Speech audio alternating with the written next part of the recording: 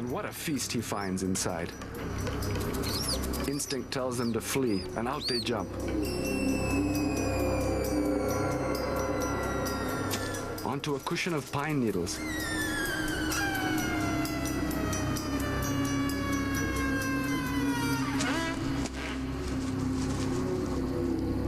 Finally, one duckling remains.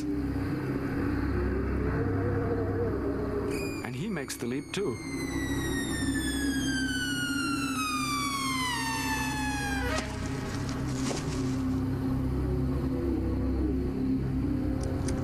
There's nothing the hungry rat snake can do but watch his meal waddle away.